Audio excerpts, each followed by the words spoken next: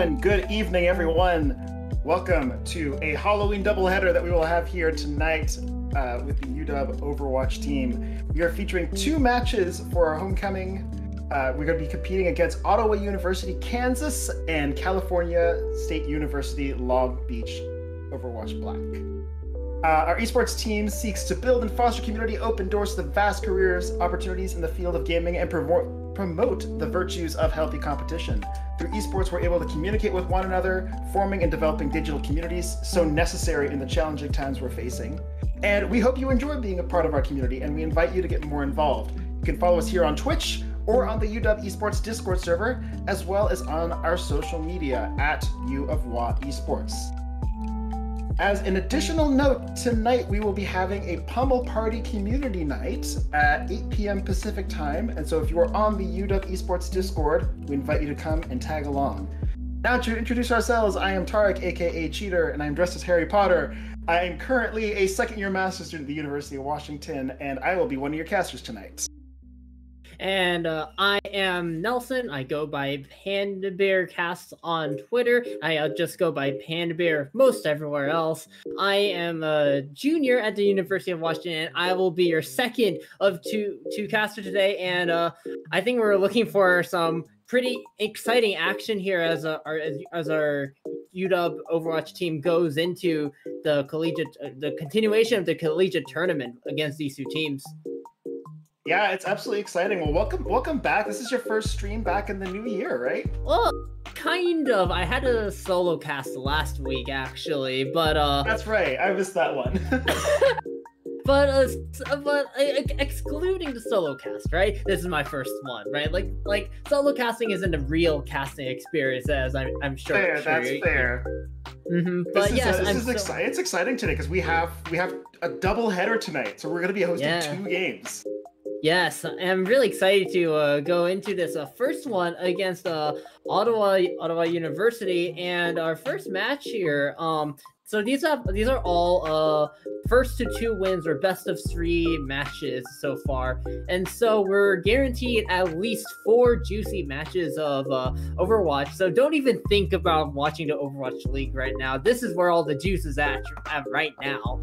The University of Washington against Ottowa University, and we're kicking things off in Nepal.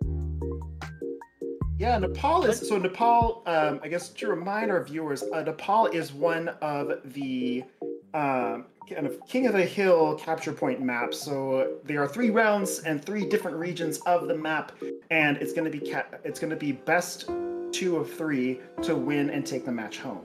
And so what we're going to be looking at is a number of it's nice because it's a nice wide environment around.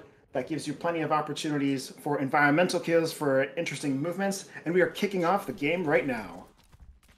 And we see that we have this kind of interesting compositional differences here, with Mags on the Winston is going to look for more bursty potential here with that bubble, with that charge available from the Winston, but we're looking at a lot more long-term availabilities here as a Tyrell, well, finds the first pick on Smee, and the long-term abilities of the Zarya is going to start to prove a problem for the University of Washington. Mags is very, very low, going to be taken down, and the rest of the University of Washington falls right after. And that's a pretty decisive first fight for Ottowa University. Yeah, Valor's looking for a little bit of a cheeky pick off the with the Sonic Blast, trying to get one of the players off, but it was really difficult. The Kirika was really keeping Ottowa University in the running for such a long time. Oh, this is some pretty aggressive flanking from University of Washington. Oh, a few shots there. It's going to be okay. That was close, so of course you have to slide there. But with all that, more just moves that just weren't meant to be, but all of this pressure from every single side here. Very well executed surround from the University of Washington, as the cap is going to come through. Only 37% on the clock for Ottowa University before they're forced to concede. So that was a really interesting play, because I think usually you want to kind of push as one single, at least in the Overwatch 1 meta, you kind of want to push as a whole team. So seeing the split was a little bit of a risky play, but I think it actually paid off for them because they were able to kind of get those critical picks with some really solid damage dealers. Especially Overwatch 2 with less tank presence. Flanks are a lot more lethal in this game. But look at this grab. Dimitri's close to it, but he might not even get the chance to pop it because two players just fall immediately. And just as that grab came up, so there's no chance to use it at all. Dimitri's gonna send themselves to their grave. And that's gonna be a second fight win in a row. And now we're looking at something explosive. 7 out of 10 ultimates available across the board right here. We're going to see whatever this next push is going to be really intense. We have 7 ults ready. We have 3 more ults that are getting close to that critical point. This fight is going to draw out so much action between two contenders here. Here we go. But yeah, but there's a Death Blossom that comes in. The Death Blossom with the Kitsune Rush. That means that we have old Beyblade here, and the grab, neither grab actually comes out in that fight, although most of the other ultimates do. It just goes to show the power of the Kitsune rushes in these compositions to give everyone that extra ability, cooldown reduction, and then the speed, of course, on the Death Blossom that enables Sneaky to pick up too. But now we still have grabs here. And there's a grab, but the beat to counter it, and it doesn't do a whole lot immediately. But now Dimitri has one of their own, and that's 2 now. That's 2 now. Dimitri doesn't even get the grab off. He is his last fight. Still doesn't use it. He gets the grab off, and that might be a fatal mistake here as Overwatch overtime wick burning down. Oh no. That was it was a little bit of a difficult call there, because typically you want to hold and preserve those ultimates until so you can get good advantage of them. But with the time running that low, you really want to take advantage of that and use everything that you have to try to get your opposing team off the point. And so Tariq tried to do that a little bit, and Dimitri was not quite sure, kind of hesitated just a little bit, but it's kind of unfortunate. I'm hoping we can see maybe a bit more of a stronger play this first, just like they did in that first round against University of Washington, where they had such a decisive counter. It felt like they really should have been able to do a lot more with what they had available. Right. I will say that one thing to note is that the University of Washington did start off with the Winston, but after the swap to the Zarya after losing the first fight, University of Washington has been doing very well. That is a pretty nice slow field from the Sojourn to just keep Ottowa University contained for the present moment. And now Mags has a fair amount of charge to work with, going aggressive with his Reaper, bubbling the Reaper, and it pays dividends. Tariq goes down with the help of Mags, and that's your main damage dealer gone there, and that's gonna be the fight win right there. Yeah, you'll want to take care of that Zarya really early on. All that, getting that charge off, throwing damage in there, especially with the reduced cooldown on bubbles and everything. That is going to make it really difficult to get any action there. And we have the sitting emote with the cookie there. They are just taking their sweet time on this point here. They're feeling very comfortable with what they have at this point. Yeah, in case you missed it last time, the University of Washington. Oh wow, Tariq was not ready for that back smack right there. And yeah, this is going to be a very quick 4v5, and Ottowa University, well actually, Ronnie finds a big onto Dallas, but it does get traded right back, and me also gets gone out, and this isn't decided quite yet, but Dimitri is living on a sliver of health here. The point flip comes through momentarily, but Dimitri, grab, it's not going to live through that. Max takes care of it. Without the tank, it's going to be very difficult for Ottowa University to do much of anything. They're actually hanging around for a fair amount of time here, but eventually goes through, and that is a lot of percent that you're going to lose out there because of how long the fight dragged out. Yeah, you really want to have to take the opportunity to kind of reset and get back with your team. You do not want to drag out these fights if it's just one of you on the point, unless you're at a point where you don't think you're going to have another point. Pull coming in, it's not really worth it at that point. But here's the Death Blossom with the Kitsune Rush that we had last time. It doesn't get anything this time though, and both Kirikos are now down, and it's going to be a battle of which Zarya can sustain longer. And the answer is Dimitri, and the grab is not going to be, well, I say the grab is not going to be needed, but wait a second. Me? Oh what? my goodness. What? It's me showing us how it's done today with the railgun. Goodness. Oh my. The University of Washington had no business winning that fight. Dimitri even tosses the grab after Dallas commits a sound barrier to just ensure, quote unquote, that it would go the way of Ottawa University. But it wasn't meant to be. It was me just pops too. And this is looking really bad. As Ronnie, well, okay, Sneaky wasn't looking the right direction for that particular shot. And it looks like on the back of that, Ottawa University is going to find some presence back here. Close. Ronnie almost gets a shot. And okay, there's the Death Blossom. That's going to clean up 3. And right when the Ottawa University needed it most, they're able to pull it back here. But we have no ultimates. They had to use everything. I question Sneaky's decision on using the Death Blossom early on as kind of a containment ult. I think Smee really was able to save it there, but yeah. Here's the grab though. Could have been really critical here. The grab, we'll see what they're able to do. What do you have to defend against this? Okay, that's enough. Oh man, nobody fell from that. Yeah, no one fell from that because of the cleanse and bubbles from the Kiriko and Zarya, and that was enough to sustain there. The point flip does come through, but it gets flipped back. Actually though, the point flip is actually pretty substantial there because it might mean one extra fight for the University of Washington, as now Dimitri has a grab of their own, also have the sound barrier coming up. It shows the power of Kiriko in these games. It's going to be kind of an anti-nade in a lot of ways, and being able to just bring things back to normal, kill out any stuns, kill out any anti-healing, and really just make things much easier for the rest of your team. And that's the grab that has follow-up there. This time, Dimitri makes sure that Smee can't get any kind of funny business going. Oh, okay. Oh, they're staggering! No! Realistically, you should just look to just run off the map there. That's actually really bad because the only player with an ultimate right now just died. Kiriko can take a little bit to come out because the teleport range isn't that big, actually. And now there's a beat there. Sneaky had to touch and he gets instantly melted for that. And now they're down 2, down 3. There's nothing to do for University of Washington, especially after the Death Blossom comes in there. University of Washington wasn't really able to win out these more head-on fights a lot of the time.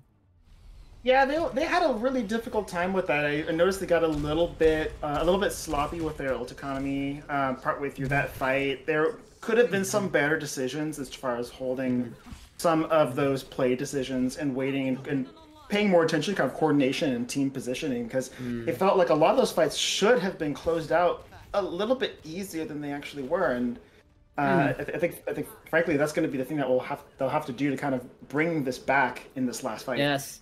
Well, Ottawa University is doing a really good job of hanging into this. As now we still have the Zarya matchup here. We are on the live patch and not that Overwatch League patch, which means Zarya is still at full strength here. As the early trades and point controls seem to be going in the way of University of Washington for now. Race form is not forced actually, as the bubble comes in to keep the Reaper damage dealing going through the fight.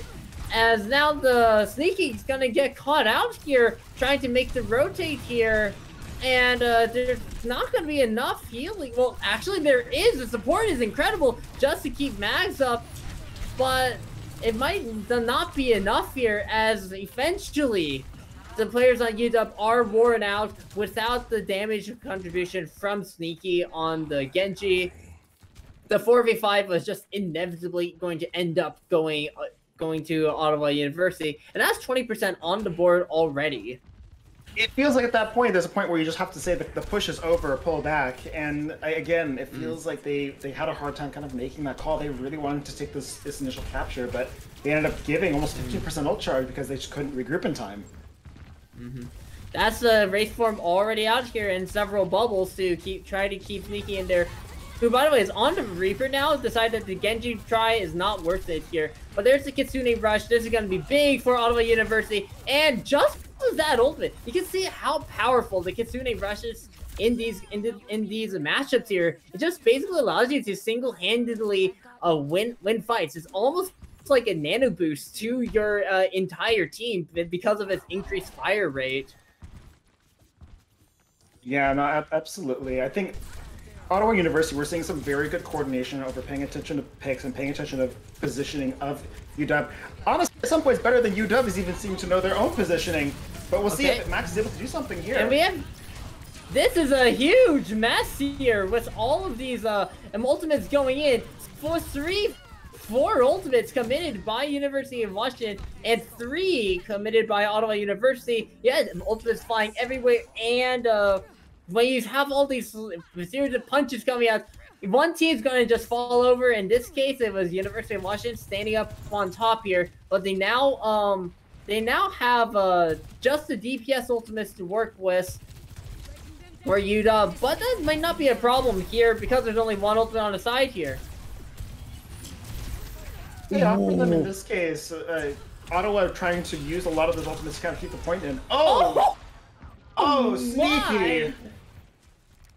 Sneaky managed doing the second team kill on the entire Ottowa University team. That is painful. Wow. No one was ready for that Death Blossom. I wasn't ready for it, but that is exactly what UW needed there. Like they really needed to have just a good, better positioning with some of those ults, and that shows the key difference of just kind of being a little bit more reserved at times and holding back some of those bigger movements. Yeah. And you can see that both teams seem to really like playing in this near the elephant statue area, and Max gets Tyrell into neutral, and that's a big DPS now gone, and it's going to enable UW to just run right over Ottowa University. As Ronnie's just going to try to reset, not going to be allowed to. Max picks up 3 in the fight, and this might be snowballing out of control for Ottowa University right here. Mags has the grab, and there's no conventional answer here for Ottowa University. And Ottowa University is going to have to commit here because we're hitting the 85% point. There's only going to be root time for this last push. As we roll into the 90, they're just going to need to just get on there. We got the Kitsune ult coming in. We have Max throwing into the grab. Oh, goodness. Just trapping them at that corner. Yeah. And that's 4 down, 5 with the down. Grab up. Yeah, and that with is the grab end. up, there's nothing else. Yeah, there's nothing else to do in that situation. When you have the grab, the only real sustain you have in that situation are your bubbles and the bell. And that just wasn't enough, and without the bell, you won't survive that full damage headshot from the Sojourn. The rest of the team falls right after that, and in that last fight, it seemed that the ultimates just got out of control for Ottowa University because the UW just found themselves in good situations to use ultimates, and Ottowa University at one point used 4 and didn't get a team fight win out. Yeah, that was really painful because like you expect to use that many ultimates and you expect to really get some action off it. But seeing they got like 3 kills with the use of 4 ultimates was really I almost had to kind of like blink like, wait, did I just see that? Because I expected well, that many ults, you surely have to get the whole team out, and like it just kind of fell apart there at the end. UW had struggled early on with some of the kind of management of their ults and their positioning, and Ottowa University had some really good kind of movement dynamics there, but UW was kind of able to come back, and it looks like that some of that like game fatigue was coming in for Ottowa University, so I'm hoping it doesn't drag too much for them as we go to Paraiso, which is our next map.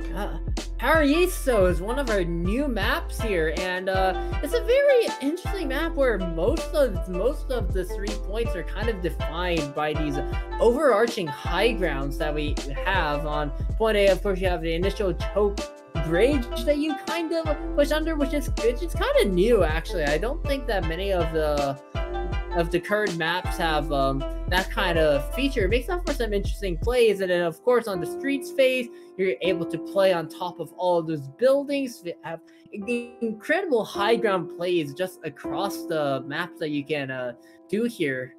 Do you think Mags plays the Winston here? You know, Winston. I'm honestly, I don't feel Winston is commonly kind of coming in here. What I am hoping is that Mags, if Mags does choose the Winston here, taking advantage of that verticality, of that high ground, of the ability of a lot of those points where you can camp on top of the buildings here, because that is one thing that's different on this map versus other maps that are designed in a similar way, is that Blizzard has put in places where you can stand, you can just camp up there and very easily move. Like you could almost completely jump from that point A point to like the next checkpoint. And so I think that's what we're gonna have to see if they can get some good bunching and good picking off them. And one thing that allows that Winston can do, and we have to have a bit of a wraparound play. This is an interesting call, as it seems like Ottawa University kind of surrounded, but Ronnie alleviates some of that pressure with the pick onto Sneaky, and that's a big part of your dive damage gone there. But it's me managed to get the pick right back, and the Trace is going to be back pretty quickly here. So University of Washington might have a window of opportunity. Max is already halfway here to the Primal. That might mean something, as can he land the shot? Not a headshot, but good enough. And that's going to be University of Washington just being able to gain positional advantage with the Winston, actually. Interesting corner that Ottowa is pushing from. I don't think I've seen a team kind of push through that direction, and I think it was almost kind of like turned around a little bit in I think a way that was I don't think anybody was really expecting. It's almost like the dynamics were completely reversed here. Place for a fight to happen. I don't think I've really seen a fight happen in this area before. Oh, I mean, this shows the exciting verticality of this section here. Like, you have 3 or 4 levels of fights that could be happening at any given time, and we are really seeing that in this fight now.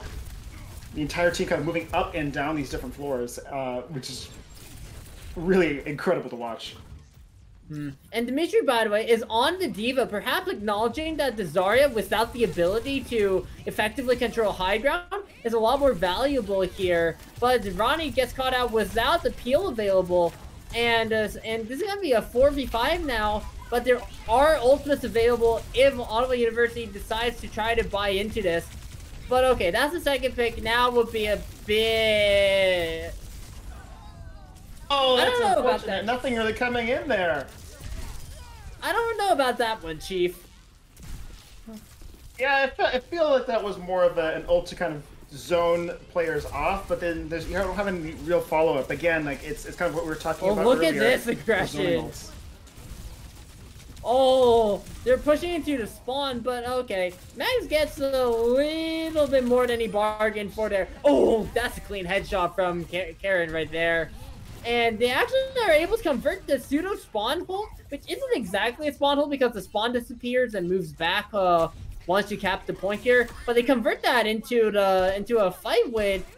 That's gonna give them a lot of third point here, if anyone moves the payload anyway. Any payload you kind of want to move the payload. That's kind of an important part of this whole. I only wish I heard what the comms was going on there. They're like playing a rock paper scissors game to see who's gonna push. 5 ultimates for the University of Washington. This might be a quick win here, depending on what they. Yeah, Ron is caught in the corner, not able to escape from that one without the slide, and both DPS are down. Not too much to do here. You do have all of the ultimates available here, and we're already looking the last fight territory here. If Ottawa University wants to stay in it. Really beautiful action right there. Like, Seeking recognizing that the advantage they have on Ottawa is their lack of awareness of what's happening behind them. And going Tracer and getting those 2 critical picks on both the damage players, that was huge. That was really well played and well read out. And Pandabear is using their spawn just to try to survive the primal rage, but everyone just feels right over, dies, because they just had to use ultimates just to try to get out of spawn. Bubble's gonna make sure that the Use self-destruct shield can't there. do anything. That was dominant. This shows a key element of importance. It's almost saw like a little bit of a reversal of what we saw from the last game, where Ottawa University started losing that kind of positional awareness. I think that kind of extra element of verticality might have messed with them a little bit, because there's points where it almost felt like the fight was reversed. It almost felt like Ottawa was in the position of the attackers, and like, again, even looking down at this whole fight, it's like, why are they in that position? It seems like almost UW kind of got around them and could just have free reign over the point. Especially with running the Tracer variant here, opting not to like run like Sojourn Reaper. And really? Oh, really? Okay. I was okay. gonna say, if we're gonna get some Doofus action, that would be a very interesting. Or Wrecking Ball, that would be interesting as well. But the Winston's working. If it ain't broke, don't fix it. And yeah, as I've been saying, the choice to run the Tracer over the Reaper here works really well on this map because of Winston, you're already taking advantage of the diving here, and the Tracer just naturally complements that a lot more than the Reaper in most situations. Yes, the Tracer's more squishy, but if you can access the enemy backline, it might not matter that much. It looks like Ottawa University is going to still try to run with the Genji and the Sojourn here, and we'll see how that works out for them this time. Yeah, and the Genji is going to provide an amount of verticality that Tracer can struggle to achieve at times. And so depending on how Ottowa University tries to play this, might turn out pretty interesting here, as some of the Ottowa University players are already collapsing on players on the low ground on the University of Washington, and University of Washington very fortunate to survive through that, and Terrell gets chunked down, and the initial dive, it looked good, but University of Washington just managed to keep everyone alive through all of that, even though they were forced to the low ground super early. I think that was one of the big things there is when you have that much support coming in, both area support and like individual target one for the Kiriko, like you need to work on, if a fight is drawing out that long, that's a sign that you're not taking out the support early enough. You need to really focus on that. I know the damage dealers are doing a lot of work on the University of Washington side, but you have to keep them from getting pulled back up when you're pushing them down, and they just do not have the focus between those two. Yeah, gotta destroy the legs first of the proverbial beast. As Terrell gets chased out by a monkey, has to back out, acknowledge that he can't take that fight. We have a bomb coming pretty soon from Dimitri, actually, and Dallas gets Swift Strike to death here, and that's gonna be a big problem because the University of Washington can't disengage here. There's only one pick to compensate it for 3 picks on the site. Wait a second, the University of Washington somehow are still fighting this. There's no way they commit more to this fight, right? Okay. They're going in on this. They're really trying with the Primal Rage, but the Kitsune Rush is committed from forward, does go down, but is it enough? There's no way. It's actually not enough. And now all the ultimates are coming on the other side. University of Washington is so tenacious, just sticking into these fights when they had no business. You know what's even crazier? You know what's even crazier, Cheater? Do you see how many ticks they have?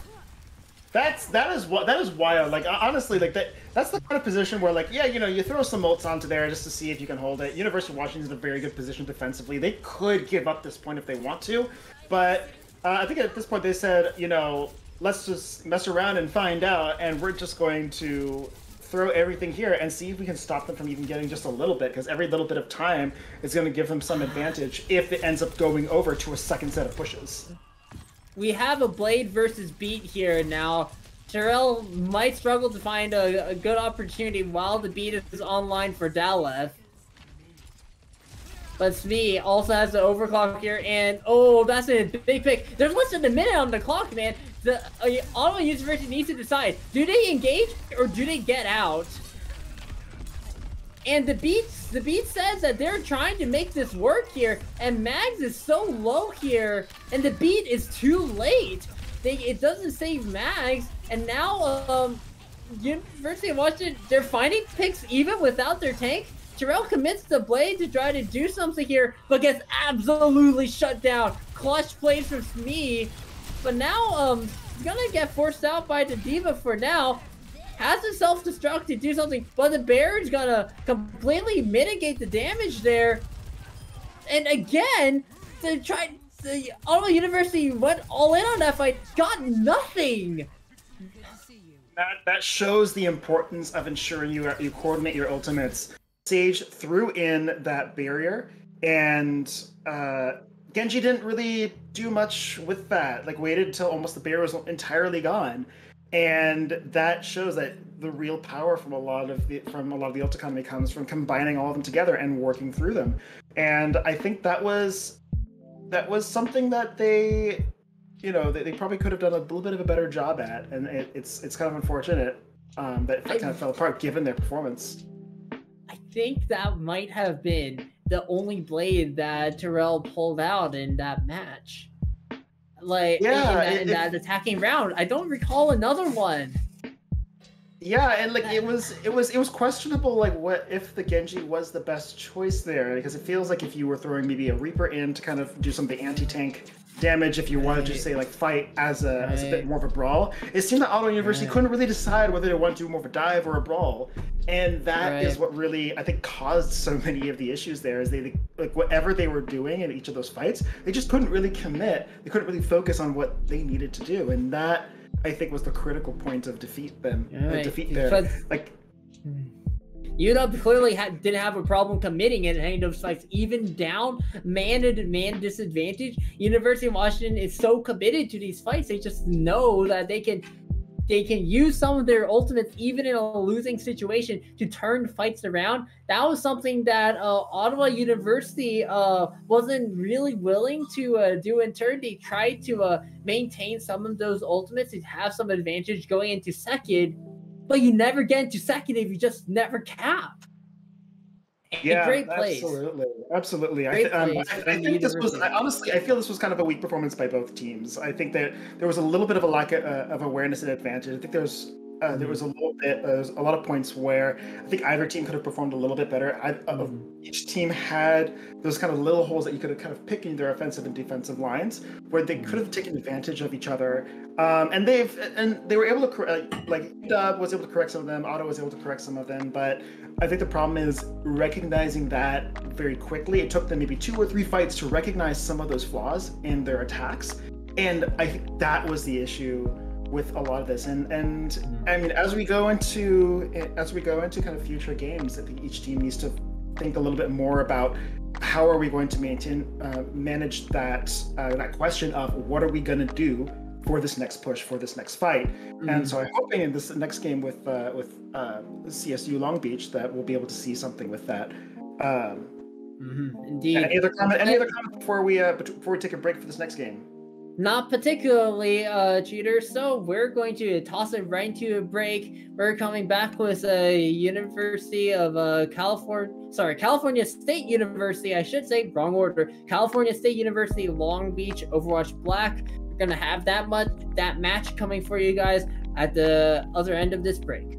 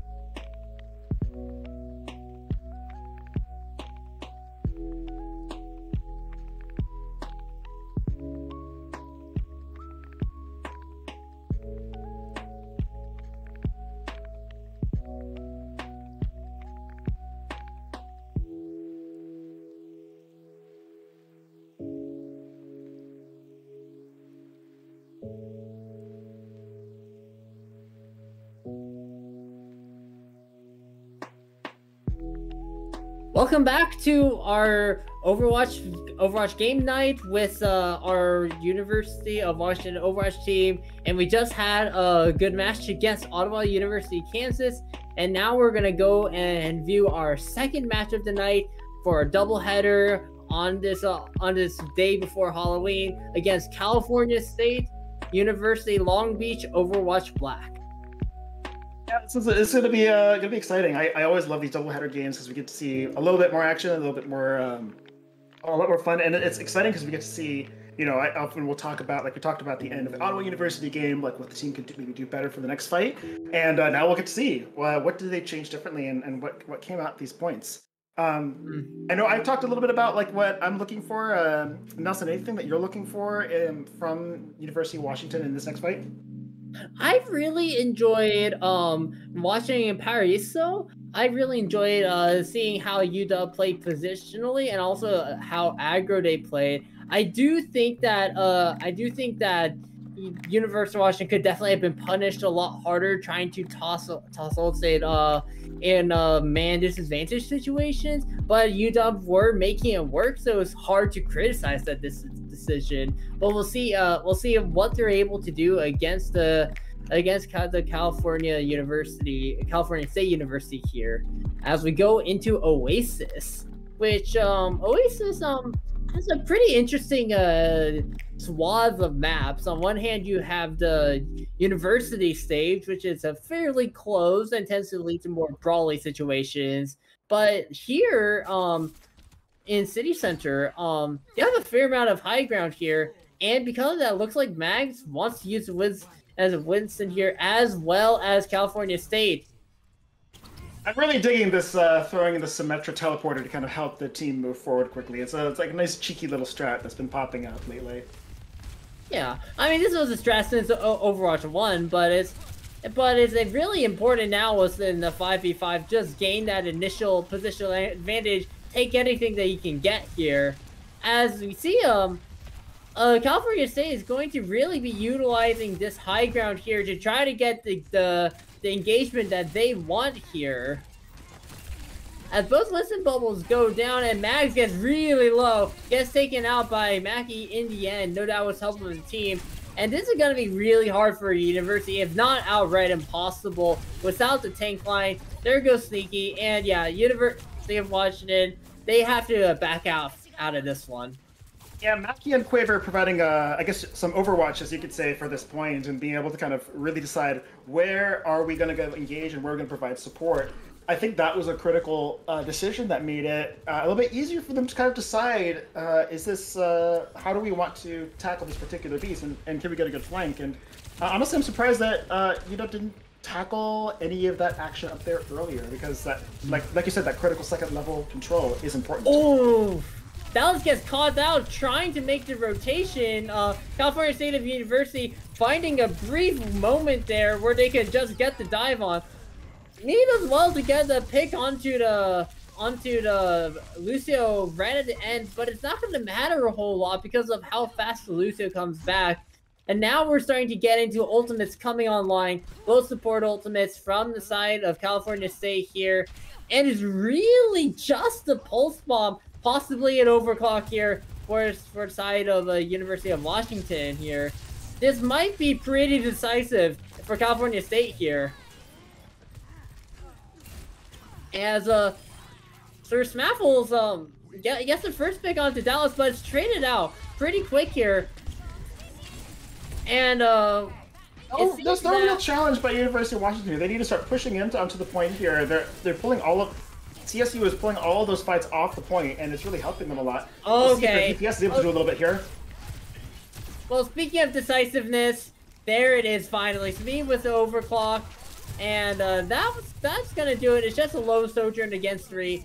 Nothing that Quaver can do there. And just when I was wondering where all decisiveness went, we got just what we were looking for right there with overclock and the engagement coming through here. But now we have what could be pretty explosive here. 4 ultimates, 4 Ottowa University, 3 for University of Washington. It's gonna be critical. Again, management of the ults is what we're gonna be looking for in these plays, and knowing and getting good positioning, good timing. We see the B coming out to try to keep everybody alive just a little bit. We'll see what else they manage to do. We have the Soldier and Overclock coming in. Okay, but the first pick does go in the way of University of Washington, but 2 get traded back for side of Ottowa University. Max goes down, cannot survive the shotguns in his face, and the Death Blossom just to finish off Dallas. And now we're at last fight territory, but Ottowa University used basically everything they had, and if University of Washington can get a touch, they might have the advantage here. I don't think they're going to get that touch in here. They just took a little bit too long there. Oh no, but they will get the touch, and so we're going to do a little bit of contesting there. But Dallas goes down, even with the speed boost there. This fight is just kind of chaotic here. Kills going, fights happening, miniature fights all over the place. But these miniature fights seem to be coalescing into a win for the University of Washington, as it's just the 2 DPS players just kind of rattling around here, trying to keep the point from flipping over. Eventually, though, I like this call. Ottowa University gives it up.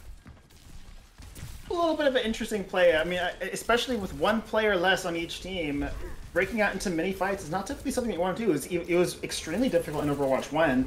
And honestly, like, unless you feel very, very certain that you'll be able to get some action in, it was, which University of Washington was able to do, it still feels like a very, very risky play. But at this point, they're just trying to give up everything that they can. Dallas has been getting caught out first in a lot of these fights, but that is a huge counter pick there onto the tank. Tank is so important in these compositions, and it might be a problem if they can't get the refrag here. And it's not gonna happen, not on Sneeze watch, not while Overclock is alive here. And now the point is starting to tick over on the other way. And now it's a question of can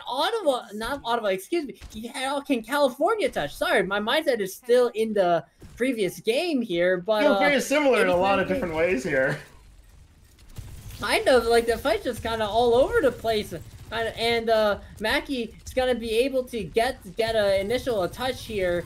So these are going to build a little bit of charge here as we see how they're going to... Oh, that's a huge pick onto the Surf Snaffles. That's the big part of the engage gone without the speed boost. Dallas, though, is going to get caught out again, but Mackie does take enough damage in the process that he cannot quite get out. And this Reaper... Oh, big stick there. Just when you thought that you were able to stay alive there, Sneaky comes with a pulse bomb delivered right to your face. Absolutely, and I think the thing that really hurt CSU here was they took a very good high ground advantage early on, but they couldn't maintain that through the different fights here. I think having a place where you have some of your bigger players up top there that have a bit more mobility, and then being able to kind of choose when to dive down and to engage, I think really helped them. Because, I mean, ultimately everybody wants to get onto the point, but you want to have that possession of the high ground so that you can provide your players with some high level support to prevent some of those less mobile players from getting picked off early on. Now we both sides are still in the muggy, and I would actually pin this particular point as something. Oh, I don't even get time to say anything, do I?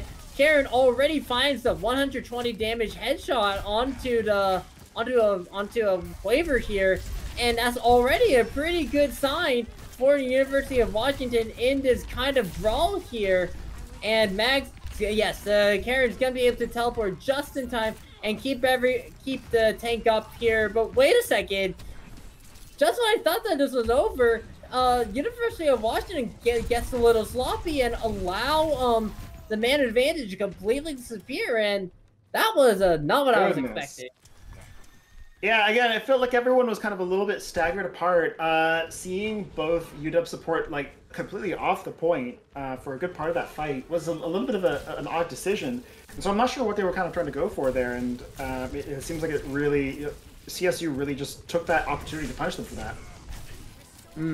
But now here's a new engagement for a new fight for University of Washington, and it's got a bit of a poke. Both sides back off it. Mackie falls low there and jumping up. Oh, he gets cut right out of the sky here, and that is a really big first pick. And this, in principle, is not something that California State should be able to recover from. Yeah, all the picks are coming right back now. No one falls from the side of University of Washington. And here we get our first point flip after 45%, so roughly half the point for the side of California State. I think one thing that we saw was really great here, Nelson, is seeing that kind of dynamic moving between the bridge on top of the point and dropping back down, like being able to dynamically move the fight there and follow the opposing team there. I think is what really makes this helpful, and having Lucio manage positioning there is huge. Ooh. That was actually pretty interesting. It didn't seem like that Input Logic got the speed boost from the Kitsune rush there, and Karen takes full advantage of that, being able to stop the Death Blossom in its tracks. The Death Blossom combination there does not work out, and you only invest a Kitsune rush of your own to win that fight. And now it's starting to get a little bit awkward here for California State here. How are you going to engage into this? Yeah, with so many ults on both sides, that was sneaky. It's going in already and trying to use Death Blossom to get some stuff going in. Yeah, well, I guess you don't engage in that. You just kind of dive with Sneaky hiding out in being sneaky, I guess, in that corner right there. Yes, got to clear corners even in Overwatch. Kudos to CSU for being very controlled with their ults there. They could have easily tried to pop something, tried to save that, but they realized that fight was gone and decided, let's just reset, let's try to take it again, and we'll see what we can do the next time and use this again. But Mags is going ham in the backline here, and has already picked up one before the sound barrier gets invested here. And this might be a huge problem now, as Sir Smaffles is caught by himself. Sneaky gets refragged though, but all the ultimates investment are coming in. We're in overtime, folks, and picks are going in left and right. Flavor's using the overclock from main here, and it gets one, and that might be enough for CSU to do something about it, as the rest of the respawns are coming in, and UW eventually are going to lose this war of attrition here. Dallas almost gets a pick as he goes out. Not meant to be. All the ultimates come in from both sides, just trying to salvage that fight. And crucially, it's CSU on top, and they have a new lease of life here. I think what's really interesting is you see this mirrored comp between the two players, and usually like you want to try to pick some kind of counter for the different tanks or DPS heroes that are coming in, but this you see this almost like occasional weird stalemating that's happening with some of these fights that are coming in here. And I'm wondering if a slight decision change on one of the heroes would benefit, or if this is really the kind of thing that makes the most sense here. Oh, that drop down from the input logic seemed so well orchestrated for something to happen, but nothing did, and that's the second pick now for University of Washington. As the beat gets committed here, for the side of the California State, but it doesn't manage to sustain them, and now Impulog is gonna make a Wraith and try to salvage something, but that's gonna be it. As we have a kind of some technical issues here on that last fight, but it looks like University of Washington came out of that one.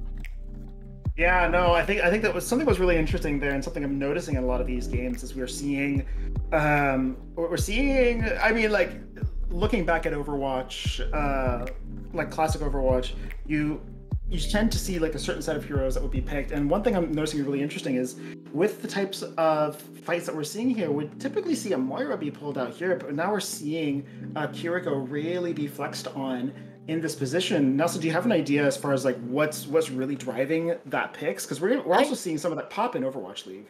I think that a lot of it is that the Kiriko, of course, has that almost get out of jail free card very similar to the Fade. It actually also cleanses the Kiriko herself of certain certain status effects like anti-nade, so that's pretty similar to Fade.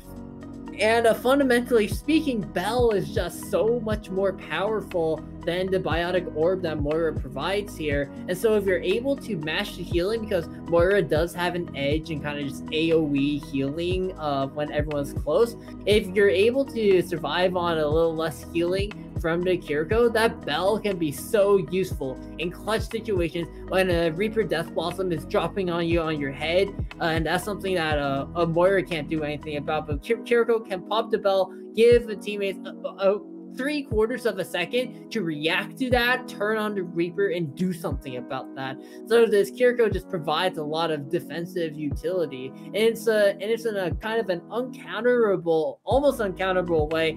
Unlike the immortality field from Baptiste, which can get destroyed in certain situations and unable to provide its full value. Yeah, absolutely. And I think it's going to be really interesting to see what mid-season adjustments are done with Kiriko because of that power and that utility. Because if she becomes a point where the pick rates of other heroes go down because Kiriko becomes a necessity on the team because of that ability to kind of cancel out a lot of ultimates, really. It's going to be interesting to see, and I guess we'll see what happens on the next map here, which is King's Row, which is one of the hybrid payload maps. Again, capturing a point and then escorting a payload all the way to the other side of the map. And King's Row, I've mentioned this last week, but King's Row is one of those maps that is pretty blatantly designed for 6v6. Since we aren't at 6v6 anymore, this map has always been, of course, it's always been a classic, but it's also been a bit hard for some teams to figure out how to handle King's Row on the 5v5. I think more teams are figuring it out now, some weeks into Overwatch 2, as we're still sticking on Sneaky. That's a Bastion. Granted, Bastion isn't the troll pick that he used to be in Overwatch 1, but Bastion is still not the pick that you really expect here. Oh, but there's the Reaper around the corner that tries to get something done, but is unable to because Quaver just cancels the race a little too early, and University of Washington actually makes the Bastion pick work. Saw that critical Kiriko Bell right there, and that was exactly what we were talking about right before we swapped in. That is what made a pick that doesn't seem viable, in fact, very, very effective. Right. It was so instrumental just making sure. Aw, Sneaky. Dang it. I was hoping for more Bastion play, I'll be honest. But Sneaky's gonna just play the Reaper, play more normal. I guess if you want to try to win, you play what's meta, right? Can't say it was fun while it lasted. That's a big anti-nade. But you see, that's what Kiriko can do for you. Make sure that nothing will happen because you get hit by that anti-nade, because you're just able to cleanse it. And we're seeing that it's pushed back CSU just enough to get this payload around the corner. Right, and with that first pick, with that railgun headshot from Smee, that's going to mean that University of Washington are going to try to look and take all of this extra space, try to get as much of the second point as they can. And now there's a Kitsune Rush ready, there's a Nano Boost ready for California's, and we have an overclock to push the points on top of all of that. Yeah. This could be really deadly here. The Nano Boost Diva comes in, and it picks up Dallas immediately, and Speed, but while Mackie was terrorizing the University of Washington backline, everyone else gets collapsed on. University of Washington just collapsed everyone else who didn't have a tank. Yeah, it's kind of painful because you saw that CSU was trying to pull it back, trying to get everything ready for the next big fight, and then just have it all fall apart like that. It's very demoralizing when you're trying to do the right thing, trying to bring it back, and it's just... And you see Sneaky here just really just kind of moving around uncontested in a lot of these flank locations. They know he's up here. They know, but can they do him a lot? I'm not quite sure. This could be this could be a moment of opportunity, but the Death Blossom actually doesn't get anything. I'm thinking that because they used the Diva Bomb, there's gonna be no defense matrix for the Death Blossom. Sneaky's still finding a few though, and this is once more we have quite a messy fight, but eventually Mackey's gonna be able to come back, peel for the back line, and now Sneaky's just kind of toast. Is he? Mackey may have overstayed their welcome, and that's a really big pick as Max is gonna come back in off the respawn, and then the overclock as well, and you're gonna have the beat to try to sustain through it as well as the blade, but the blade isn't finding anything. No one's weak enough to capitalize on. Quaver just lets the blade go, but you almost have no one left alive right now. 2-3 coming out of respawn. Okay. Oh, Sneaky lives on 2 HP, and okay, the bell almost kept him up, but they actually do get to trade off the Death Blossom. And this is gonna be very hard for California State to live through, and they really aren't gonna be able to. This just shows something really, really great that Sneaky is doing. Sneaky is causing this team to peel like a banana and just fork off as many fights as they can, really taking advantage of the fact that that Sneaky is the biggest threat in the room, and there's kind of a instinctual reaction of, oh no, we have to go and take care of that right now, and it pulls up from the rest of the team, which is exactly what you want a flanking DPS to do. Really very good decisions made there, and I think what CSU will need to do is figure out how are they going to counter Sneaky, how are they going to realize that positioning there, and what are they going to do about it? I think what I would like to see from California State is to try to play more aggro than the flank. One of the things that you lose if you have a flanking DPS is that you don't have a DPS on the front line, which means that if you can just push the front line before the flank can come through, you can deal with the front line and then turn around and deal with the flank as it comes through. So if California State can play a little more proactive, be the aggressors a little more often, that might pay off for them in the long run. Absolutely, it's going back to that kind of committing to the fight issue, knowing exactly and going as a single group, and we'll see if they'll be able to do anything as we get their turn for attacking the objective. Sneaky tries to hide behind the statue, legs get spotted out, Sneaky knows he has to give it up. And now we have but he's hiding again, and Quaver tries to check him, but gets absolutely shotgunned in the face. Now there's no DPS available for California State, and they're just gonna have to back out of this one. Sneaky should not have gotten that. Like that was really honestly a failure on CSU's part. Like having Sneaky stuck in a corner there, you should be able to focus enough fire there. Or at least get figure out where there. you get some of that picks. Yeah, it really felt like you. But there's the aggression. There's the aggression, but Sneaky has found himself in the backline again. Picks up 2 and a heavy help on a 3rd. And yeah, California State tries to push the front line, tries to push the dive first, but Sneaky's already in your backline. Just teleports behind you, it seems. Yeah, this is a really big point, is having that awareness. That I really want to see CSU maybe do a little bit of a swap to see if they can better address that flanking there. But it looks like they're just going to try to really force the Sojourn and the Genji to see if that works. Okay, but there's the big engagement ult from Karen trying to get something done. But now the dive comes in, and the counter dive from University of Washington doesn't get anything this time, and so both sides of the defense fall over here, and California will find the first point here with a healthy amount of time on the time bank here. 4 minutes 35 here. Sneaky is gonna get spotted out, and it's probably not gonna get out of this alive. Not without a substantial amount of help, and no, not gonna happen. the bubble comes in just to make sure the Bell can't get to Sneaky. Yeah, this is the problem. Is Sneaky has already been identified as a big threat to the entire team, and so the entire team is very invested in keeping Sneaky off of them as much as possible.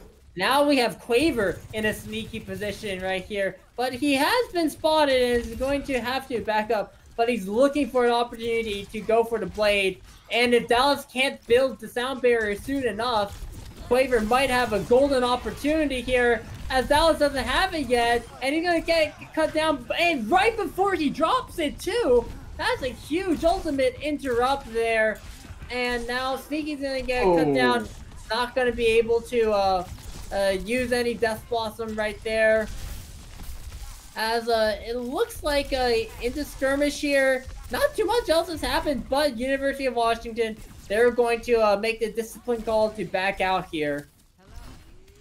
Yeah, no, that's a good call there by University of Washington. Like, you're a couple players down there, the rest of the team's almost back. Just give them a few more meters, and then you can go back and re-engage that fight. And now here's the overclock here from Input Logic.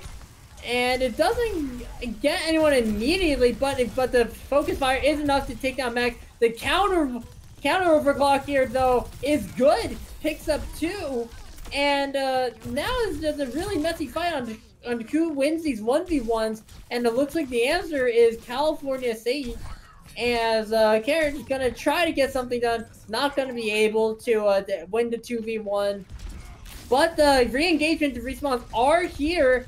And Ghost Dog is going to be in a little trouble, but the respawns now from California are back, be able to bail everyone out here. Sneaky's not going to be able to live through any of that. Mag's bubble is already super weak. They're going to try for this. They've dedicated this Kitsune rush in here. Dallas does fall here, and Max picks up a few tricks. Actually, Max picks up several now. Bell comes in. They try to save Max. Okay, but then the blade comes through. Second blade in a relatively quick period of time here, and it gets lots of work done. Yeah, and I think that was the right call there to throw in those ultimates. Is they want to get a delay that time just a little bit more. Right now, University of Washington will have more on the time bank if it goes to their points, and like it's every little bit counts, and especially in the future fights, they're going to be like picked out at spawn. Yeah, securing that checkpoint right is super important here. Mag now commits with the primal here, and Mackie anticipating help from the supports, but he's not getting any because they're dealing with the primal Winston in their faces, and so Mackie just gets burned down by University of Washington. And now we do have still a fair amount of time here. Sneaky's gonna wait at this corner once again here, as the dive now comes in with the beat to assist, and Sneaky has no choice but to give that angle up for a period of time. And that's a nice headshot there from Ghost Dog, knowing that the peak is coming, tosses a kunai, gets 1, huge value, and now Sneaky falling 2. There's no DPS for the side of the University of Washington. And this should be some more progress here. Now, it is worth noting that the time bank is going to be in the favor of University of Washington no matter what, but this can still be a sizable time bank for California State to work with if they can win this fight right here. But there's the Kitsune rush here, trying to rush down the backline here, but the healing is keeping Input Logic here up for the moment here. But the split here doesn't actually work out here in the end, and University of Washington wins kind of a chaotic fight there towards the end. Interesting momentary flip by Dallas to go to Baptiste. I'm not sure kind of what University of Washington was really thinking there, because having that nice area of effect healing versus the target healing, it seems like what's keeping University of Washington alive in a lot of these fights. So it looks like they switched back to the Lucio. But that's a huge dive onto me. Not even the power slide gonna save him from that. Very well coordinated dive to get 2 immediately. Sneaky's gonna try to bring it back with the Death Blossom. Ultimately helps in picking up 1, but Sneaky does get traded out here. Advantage to California State, but the respawns are in favor of University of Washington. And without a significant turnaround like this, it's going to be basically all over here. Logic picks up 2 here, and there's a very weak Reaper trying to contest the point here. But Mackie has fallen very low himself, but the picks are flowing right back in, right when it matters most. 38 seconds left, but there's only 2 alive.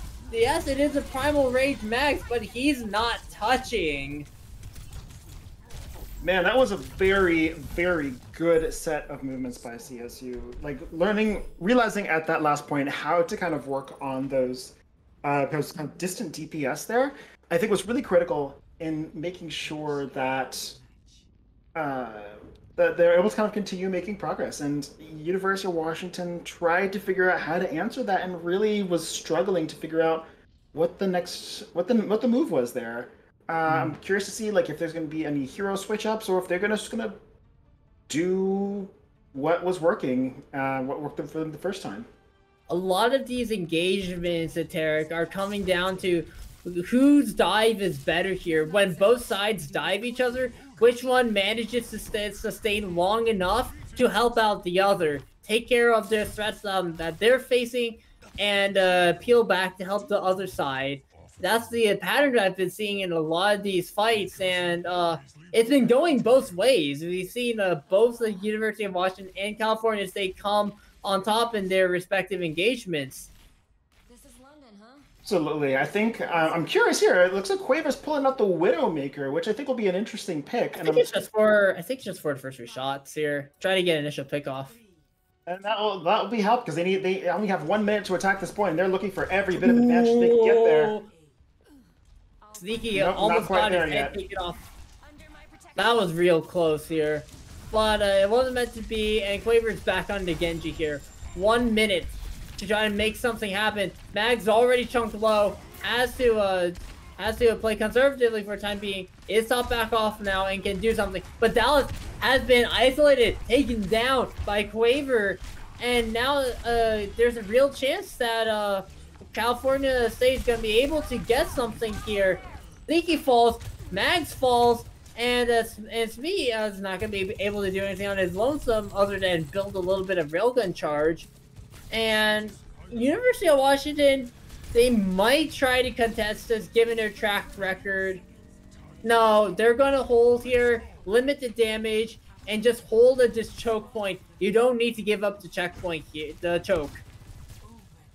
Right, and because this is the second set of pushes, there is no time that will be added here, and so we're just going to be overtime push to see how far CSU can get running this point, while dealing with all of the flanking damage that the University of Washington is throwing in.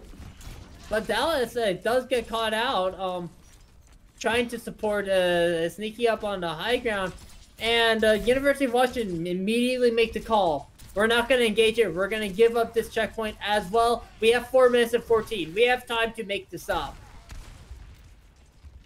Nikki's still going to try to run around and see, maybe not going to be as cheeky this time, is really going to help work on the mainly focusing that frontline push and just aggro against aggro and see what happens. Ultimates dumped all over the place. The Kitsune rush on for Karen, but the blade on top of the beat here, trying to keep up the University of Washington, and that's an ambitious Death Blossom there that gets countered by the Primal Ranger from Mackie. Is trying to pick up a few here. The supports are doing well, keeping each other up here, but the University of Washington supports are kind of isolated away from their team here. As, it seems like CSU is kind of taking that, kind of flipping the script on the kind of isolated fights.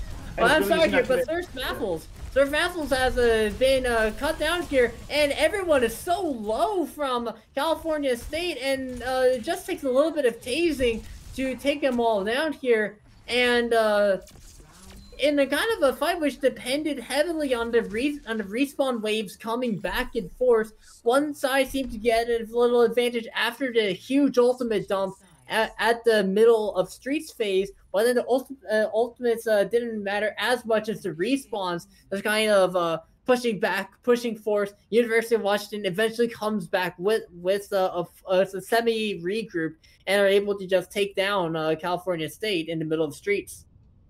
Yeah, it was very, very good plays of knowing when to disengage, knowing when to try to regroup, when to give them a few more meters of push. And you know, University of Washington had the advantage there because they are defending. If CSU gets off that point, it is over for them. And they were able to get a substantial amount of distance, 83 meters going in.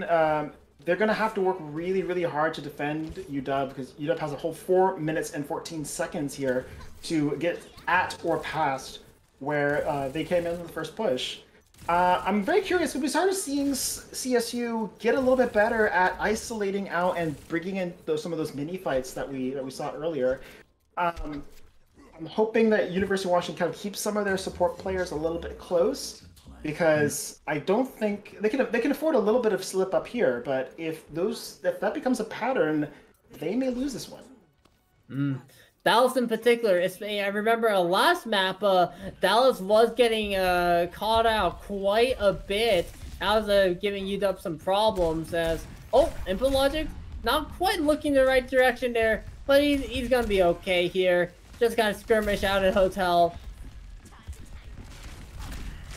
As this hotel position is really key for people to try to find a flank here. As now Smee's going to be the one trying to challenge it as they engage on the front line is going on here.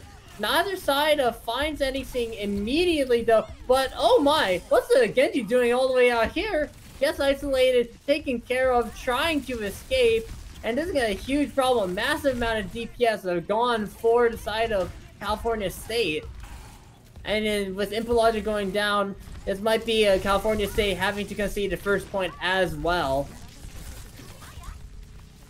Yeah, no, it's a good set of pushes from University of Washington, really pushing into the backline, forcing CSU to kind of try to do that same respawn wave trick. Oh my! Before the spawns move up forward. That's actually a pretty large pick as well, managing to get Quaver there with the shotguns. That means that holding this first checkpoint here is basically not possible because they don't have the 5 people up to try to hold it. And UW, they can't even afford to lose a few fights here because they have so much time here. Oh, but there's a huge engager with Pulse Bomb and Kitsune Rush on both sides. The speed comes in just in time to save a few, but not enough to save Quaver. As the backline is just getting battered here, and everyone just falls over here. Ghost Dog does manage to take one on the way out, but Mackie has a little more to do than to just stall here. Commits the Primal actually to buy even more time, but against so many players, he has to back out, try to hang on to his life, and he might not be allowed to if University of Washington's able to catch him. No, he's gonna get out with his life. That is huge. It's a reasonable play by Mackie to try and just like keep things under control and run down the clock. Obviously, like that escape was gonna be a big thing, and it looked like it was gonna be a little bit sketchy there, but they managed to do a good job. But this is gonna be their last chance. They have to make it work here, otherwise UW will take it. Oh, but the Death Blossom in and was attempting to follow up on it, but nothing happens because Dallas drops a clutch beat to save everyone from the Death Blossom, and the engagement amounts to nothing, and UW, they are on the precipice of taking this map, and that is going to be it. University of Washington win 2-0 against California State and 2-0 against Ottawa for 4 wins across the board in today's matches. And that is honestly a really great set of plays, learning to take advantage, this is one of the things that you see that happens in some of these matchups. You saw how CSU was reacting in kind of their split control in Oasis, and you saw how the fights were getting picked up into mini fights and then being brought back together. UW really took advantage of that in this one in Kings Row and really took advantage of that peeling that the team was doing to kind of get other characters off. And I think that is kind of the key point here, is like understanding where those small points of weakness are, or where those small shortcomings or those small dynamics you can find with each particular team, and using that to your advantage. And it took CSU was able to counter that a little bit, but it seemed that it was just kind of at a point where it just became reliant on a bunch of 1v1 battles, which, if you have the option, you don't necessarily want to completely rely on. Right. But the dive style, I miss dive, by the way. It's hard to watch, but it's very fun. But going in, trying to deal with the backline. Sometimes the dive does become quite chaotic because of everyone's just jumping on together, tossing in ultimates here and there. UW was able to come out on top in the end, though. And I think that's and that little bit of dive style, I think it's always really fun to see. And I think we got a nice little mix of kind of hopping back and forth between Brawl today and dive. And so getting both of those styles in, that is always a win in my book. Mm-hmm. Yes, I think that will wrap it up for today. So congrats to University of Washington again for winning both games and in 4 wins and 0 losses. Thank you so much for joining us today. It's been a long night for us for our production. Don't forget that we have a pummel party going on in our UW esports server right now. And so if you're going to tune out for now, consider joining that. And thank you for spending your time tonight, enjoying us, our casting, our players, our production. And remember to check us out at UW Washington Esports on Twitter and Instagram, and UW Esports on YouTube. And so thank you for joining us. And again, I'm Nelson. I'm Pandabear. I'm Cheater. You can find me on Twitch and on Twitter at an actual cheater.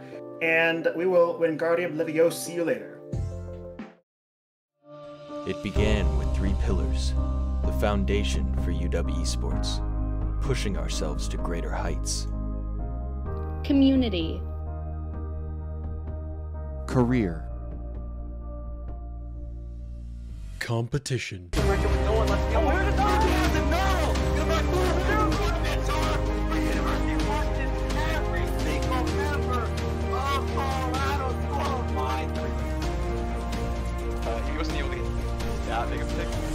Oh yeah. Reminds me of Toronto Defiant Yakpung.